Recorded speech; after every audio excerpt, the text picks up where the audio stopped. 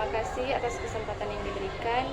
Perkenalkan, saya Mirakel Aurora Panto dari Universitas Pembangunan Indonesia Manado, Fakultas Keperawatan, kelas A3 semester 1. Di video saya kali ini untuk memenuhi tugas mata kuliah keperawatan semester 1. Dan video ini saya akan menjelaskan sedikit tentang teknik nafas dalam dan batuk efektif.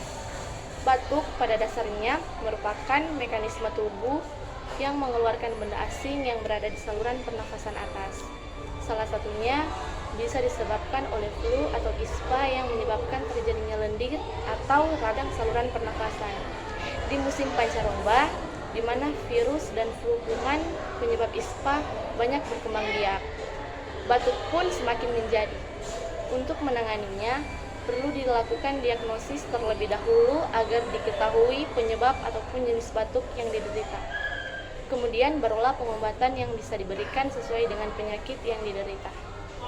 Batuk efektif merupakan metode batuk yang benar, di mana klien dapat mengeluarkan energi dan mengeluarkan dahak secara maksimal. Manfaat nafas dalam dan batuk efektif. Yang pertama, memperbaiki fungsi pernafasan. Yang kedua, mencegah pengempisan paru. Yang ketiga, memperbaiki ketahanan dan kekuatan otot-otot. Yang keempat, memperbaiki pola nafas yang tidak efisien. Yang kelima, meningkatkan relaksasi. Dan cara melakukan teknik nafas dalam. Yang pertama, letakkan tangan pada ulu hati. Yang kedua, tarik nafas dalam melalui hidung secara perlahan.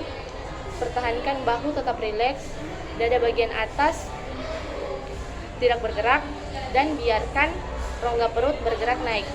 Yang ketiga, keluarkan udara secara perlahan melalui mulut dengan menguncupkan bibir. Yang keempat, lakukan 3-4 kali.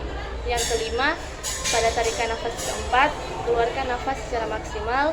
Yang keenam, tarik nafas secara maksimal, tahan 3-5 detik. Yang ketujuh, keluarkan udara secara perlahan melalui mulut dengan menguncupkan bibir.